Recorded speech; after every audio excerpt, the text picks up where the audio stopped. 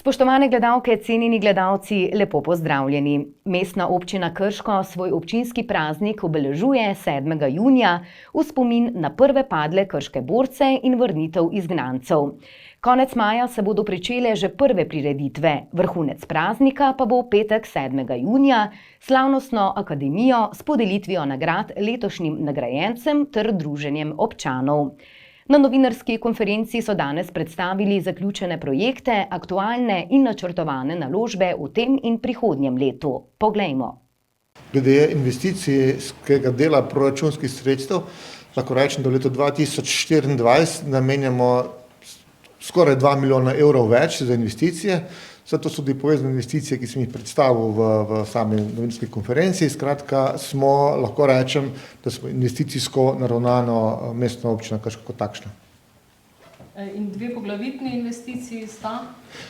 Bazen Krško, ki je tako daleč pripeljan, se pravi, imamo izdano gradbeno dovoljenje, in pa druga je osnovna šola dr. Mihajla Rostoharja, katerega fazi smo pridobivanja gradbenega dovoljenja. Mogoče kako številko še, pa glede bazena to pričakovanje, se pravi še potrditev? Bazen pričakujem na četrtkovi seji potrditev dokumentacije, se pravi PIS in pa IP-ja. Strošek izgradnje je ocenjen pri 12 milijonov evrov, sofinancirski delež s strani države oziroma CTN mehanizma je že odobren s sklepom z MOS-a v višini 4,5 milijonov. Prijavili se bomo tudi na razpis Ministrstva za gospodarstvo, šport in turizem, kjer smo nekako pričakujemo lahko sredstva do milijon evrov, več ne. Spravi v najboljšem scenariju je to 5,5 milijonov evrov v 12 milijonski investiciji, kar mislim, da bi bilo zelo nelogično se temu odreči. Verjetno ste seznanjeni z očitki oziroma zadržki opozicijskih svetnikov, zakaj so proti gradnji bazena? Seznanjen sem z dvema zadržkoma. En je, da jih je strah potem vzdrževanja, in to imamo argumente, da temu ni tako glede na primerljive objekte v Sloveniji. Drugi je pa, da bi želel športno plavalni oziroma športno društvo Celulozar zaprt bazen oziroma bazen 50-metrski. Jaz sem še včeraj govoril s predsednikom športnega društva Celulozar Krško in je to tudi negiral, in potem verjetno tudi to posledica temu, da je tudi na njihovi spletni strani objavljena informacija, da temu ni tako, da oni ne nasprotujejo glede tega, se pravi oba razloga nekako meni ne pijeta vode. Pa kaj se bo pa zgodilo, če zavrnejo potrditev teh dveh? Če je zavrnitev, če ni potrjeno, potem vsekakor odpade prijava na projekt, na razpis Ministrstva za gospodarstvo, šport in turizem, se pravi do milijona evrov je konc. Hkrati pa gre projekt v predal, se pravi bomo imeli na zalogi en projekt, dokumentacijo, gradbeno dovoljenje velja še 5 let, in seveda tudi grejo sredstva iz CTN mehanizma za ta namen, se bojim, da bo nekdo drug bil bolj vesel kot pa mi. Zakaj se mnenja zdaj krešajo na tem bazenu? Kje vi vidite razlog? Ne vem, jaz nadaljujem projekte iz prejšnjega mandata. To je verjetno vprašanje za tiste, ki so zdaj postali sumljivi, skeptični, ki so še pred letom, bom rekel pa pol, preden sem prišel za župana, ta projekt podpirali. Park urbanih športov je pa zadeva takšna, da skozi filter, ki smo ga dali na CTN mehanizem, vključili, je ta projekt bil kot takšen izbran zelo dober. Utemeljen tudi s tem, da je v bistvu financiran v 80%. In bom še enkrat ponovil, ne vidim gospodarja, ki bi šel graditi hišo, če mu nekdo plača 80% stroškov za njegovo hišo. Mislim, da bi naredil lahko, ne bom rekel kaznivo dejanje, ampak bi naredil veliko škodo mestni občini Krško, če ne bi pristopil pod takimi pogoji k takemu projektu. Tudi na tem projektu so bili očitki ob sprejemanju proračunov, ne? Predvsem zaradi bližine pokopališča? Tudi, ne, ampak potem ta umestitev OPN glede takih športnih dejavnosti tam nismo ga mi sprejeli. To je se pravi namenjen že prej bilo takim dejavnostim, to je prvo. Drugo pa, glede na to, koliko so mi drugi tudi rekli, veliko bolj moteči so tovornjaki skozi ulico, ki se vozijo po zgornji ulici, kot pa bo ta park urbanih športov. Tukaj ne bo motorjev, tukaj se bojo kolesi in tudi sami vemo, kako v zadnjem času potekajo pogrebne slovesnosti. Ni več, to se pravi, pogrebna slovesnost je končana v 1 uri in Jaz s tem ne vidim takih težav. No. Seveda je pa vsak izgovor, lahko rečem, tudi dober. Ne. Se pravi, kaj bi naj bilo, to že vemo, kaj naj bi bilo v tem parku urbanih športov? Ja, seveda se ve, bila je narejena predstavitev v Kulturnem domu Krško, ne vem, mislim, da je bila 30 dni razgledena.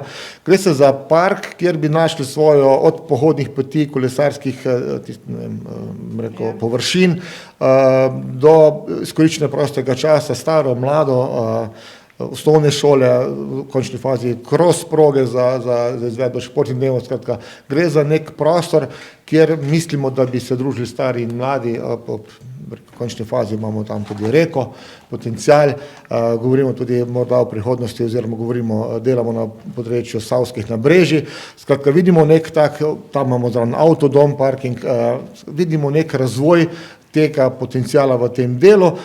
Še enkrat, vsi pričakujemo povečanje števila prebivalcev, ampak za te prebivalce moramo tudi nekaj ponuditi, nekaj novega dati in park urbanih športov je en izmed takšnih objektov ob bazenu, seveda, ki bo povečal raznolikost naše ponudbe kot mesto občine Krško in bomo veliko bolj prijazna občina, kar se tiče teh površin. Občinski svetniki Mestne občine Krško iz vrst SLS, Gibanje Svoboda, SD, Energično Krško, Obrtno-podjetniška lista in Ivanka Černelič-Jurečič so na posebni novinarski konferenci delili stališča, skrbi in predloge glede prihodnosti Mestne občine Krško. Dejali so, da se zavedajo, da je skupnost srce njihovega delovanja. Dodali so, da njihov cilj ni kritika, temveč konstruktivni dialog in iskanje rešitev, ki bodo prispevale k boljšemu življenju vseh občank in občanov. Poglejmo. Nismo rekli, da smo bili povsem nezadovoljni, smo imeli pa veliko pripomb. Zdaj, zakaj smo potrdili? Zaradi tega, ker ne želimo, da bi občina zaradi nepotrjenega proračuna bila prikrajšana za izvajanje nekih investicij, ker vemo, da bi potem v primeru, da ne bi bil vsaj za letošnjo leto, 2025 ni bil problem, letošnji pa je, bi potem te investicije obstale in bi moglo biti začasno financiranje, dokler ne bi bil proračun sprejet. Jaz osebno težavo vidim v tem, ko sem že prej navedel, da smo recimo bili del koalicije in je bilo enostavno pri pripravi, smo smatrali, da moramo sodelovati pri pripravi, ne pa da to delamo s pripombami pa z amandmaji, kot se je na koncu zgodilo.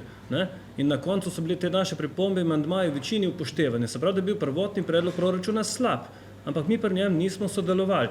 In tukaj smo videli glavno težavo in to nikakor nismo mogli dopovedati in je to edino demokratično orodje, ko nam je ostalo, da smo v bistvu naredili po našem mnenju trenutno vzdržen proračun. Največja težava je seveda previsoka tekoča poraba. To je največji problem, ki se v tem smislu nadaljevanja samo lahko še povečuje, kar pa pomeni zelo veliko težavo za razvoj Mestne občine Krško. Tukaj v naši svetniški skupini smo videli tukaj največjo težavo in to smo tudi najbolj opozarjali na pripravi pa sprejemanju obeh proračunov. Vzrok je po mojem videnju dosti v tem, da so se tudi povečali razni stroški, cene na energentu pa tako naprej, pa seveda največji vzrok je po povečanju obsega tega dela. Bazen je rato, ni več bazen, zdaj dejansko že po normah za evropsko prvenstvo vaterpola noter, povečalo se je bazen, ogrevalni bazen, posledično je to seveda večja količina vode, več denarja za ogrevanje potreba, tako da eno z drugim se je povečalo, kar pa mislim, da v tem trenutku ne moramo, bi rekel, ne dovoliti, ne moramo si privoščiti zaradi to, kar sem že poudaril, parkati tekoče porabe. Ja, govorili smo o tem v brezstaniškem bazenu, zdaj pokritju, bi rekel, težko zdaj tudi ocenim ali pocenimo, kako bi na tak način lahko to ustavili. Zdaj, jaz upam, da bomo na seji dobili prave odgovore, da se bomo lahko tudi pravilno odločili. Mi smo zdaj, bom rekel, v fazi investicijskega programa in to je ta vrednost stroška bazena. Mal je bil, bom rekel, ta, da ne bom uporabil besede navijaško, dobili smo ga, mi smo dobili gradbeno dovoljenje. Zdaj se šele bo začelo delati projektna dokumentacija za izvedbo, zdaj se bo šele začeli delati popisi, zdaj bo šele znan projektantski predračun, na osnovi katerega bojo bile ponudbe. In veste dobro, bom rekel, iz medijev za kakšne večje projekte, ki jih gledamo, bom rekel, da zna biti pa, bom rekel, ponudba ali pa ponudbe, ki jih bomo na koncu dobili, krepko više od vseh teh vrednosti. Potem naslednja stvar je, ki smo tudi že opozarjali, da ne vemo, kaj nas čaka, ko se bo začel graditi pri sami gradbeni jami zaradi nivoja Save. To so stvari, ki lahko, bom rekel, privedejo do aneksov, do dodatnih del in tako naprej. Tako da vse te stvari so neznanka. Mi imamo zdaj zgolj, bom rekel, investicijski program, ki je pač po mojem mnenju nekako pripravljen na tisto vrednost, ki si jo že v štartu nekako zadal, da bi bil ta bazen kakor toliko všečen iz finančnega vidika, ampak bojim se, da bo v vsaki fazi, bom rekel, kakšna vrednost višja in bom rekel, jo bojo težko občani sprejeli, kar se tiče financ. Hvala. Veste, kak je vražja luknja, ne? Sej zdaj je park urbanih športov. Prej je bila vražja luknja. Park urbanih športov je bolj, bom rekel, širše sprejemljivo ime, ne? Ker to bolj izhaja, bom rekel, iz parih posameznikov, pa tudi te so vpleteni, bom rekel, v občinsko politiko, ki nekako, bom rekel, so protagonisti tega projekta, ne. Je pa res, da tukaj je velik poudarek na tem pump tracku, ne. Ta pump track, to smo si šli mi malo pogledati, večinoma je to ob nekih, bom rekel, objektih družbenih dejavnosti, šolah in tako naprej. Če govorimo pa bom rekel, sama tekmovanja, ne, kar je povezano, bom rekel, z tem, bom rekel, trendovskim organiziranjem mladih, bom rekel, glasno glasbo in tako naprej, to, kar spodbuja, tudi ta pump track, je pa že to, kar smo že danes ugotovili, mislim, da je to neprimerna lokacija ob pokopališču, ne glede na to, da so rekli, da bodo to neki nasipi, te nasipi, ker bo to verjetno neko konstrukcijski element, v teh nasipih bo izredno dragi, to smo že opozarjali, tribune bojo, pravijo celo, da bojo tribune za 300 obiskovalcev recimo in tak dogodek nekako ne sodi tam, se pravi, mogoče na kakšno drugo lokacijo ali pa v drugi obliki z nekimi bolj mirnimi, tišjimi vsebinami. Glejte, tako kot sem rekel, teh 5 natečajnih nalog, jaz sem jih šel podrobno pogledati. To je pač bilo tista čist prva faza, ne. Tam noter so podatki taki, da bi človek rekel, da kaj takega ne more priti kot izdelek iz, bom rekel, zbornice za arhitekturo. To je moje mnenje, ker so cene tako različne, tiste, bom rekel, neke ponudbene, da za več vsebine, manjša cena, za manj vsebine, večja cena. Nazadnje je tudi, bom rekel, na zadnjem mestu, saj je bil glih tako dobo priznanje in bil nagrajen, je bilo celo eno lokalno podjetje, ki mu jaz, bom rekel, še nekako verjamem, da so dali neko realno vrednost, ampak za zelo skopo vsebino. Tako da takšna vsebina, kot je pa zdaj, mi sicer tega ne vemo, obljubili so nam že lansko leto, če se ne motim, da nam bojo pokazali, kako gre ta projekt, dela se tudi zdaj sočasno, dokumentacija za gradbeno dovoljenje, tudi bomo verjetno imeli kmalu IP na seji, ampak mi dejansko o teh stvareh ne vemo nič. Lahko pa pričakujemo višjo vrednost, kot pa je, kar pa tudi pomeni, da bo višja participacija strani občinskega proračuna. CTN mehanizem poteka tako, da so 2 faze. V prvi fazi se pridobi neka namera, ne, o investiciji, v drugi fazi je pa potrebno že investicijski program, gradbeno dovoljenje in ocena pač investicije. In to gre v presojo potem na ministrstvo. In na ministrstvo presoja upravičenost, ne, in določi, kaj so upravičeni stroški, kaj so neupravičeni stroški. In od odobrenih upravičenih stroškov se potem sofinancira 80%. Kar se tiče teh projektov, torej seveda so zelo, bom rekla, pompozni in pomembni in bom rekla za neke imidž občine zelo prijetni.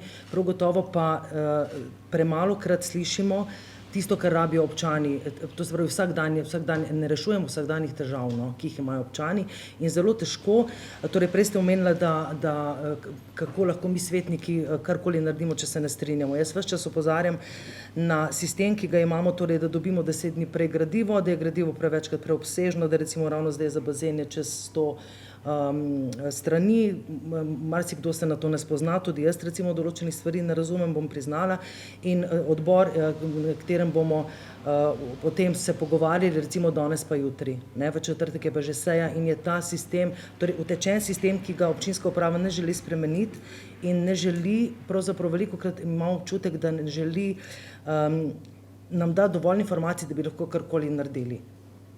In potem seveda tudi se poraja vprašanje, ali je to dejansko prava informacija, ki jo dobimo od recimo vodij oddelkov, ali se lahko na osnovi tega odločamo, in jaz verjamem, da marsikdaj je premalo časa in potem se pač odločamo po svoji najboljši vesti. Je pa res, da ne želijo, v glavnem, da mislimo svojo glavo, to je pa ves čas jasno povedano. Nuklearna elektrarna Krško je v marcu proizvedla 543.639,23 megavatnih ur bruto električne energije na izhodu generatorja oziroma je oddala v elektroenergetsko omrežje 517.651,9 megavatnih ur električne energije. V tem mesecu je bila proizvodnja za 0,91% večja od načrtovane. Reka Sava se je zaradi delovanja NEK v marcu segrevala povprečno za 1,3 in največ za 2 stopinji Celzija od dovoljenih 3. V mesecu aprilu je bilo uskladiščenih 5,1 kubičnih metrov nizko in srednje radioaktivnih odpadkov. Za konec pa skočimo še na Obrežje. Na kamionskem parkirišču nekdanjega mejnega prehoda Obrežje je namreč v soboto 11. maja potekal že 5. protestni shod, usmerjen proti načrtom za postavitev azilnega doma. Organizatorji shoda so izpostavili svoje nasprotovanje predlagani gradnji azilnega doma, ki po njihovem mnenju lahko negativno vpliva na lokalno skupnost. Ponovno so izrazili pomisleke glede ustreznosti lokacije in tamkajšnjih pogojev za bivanje.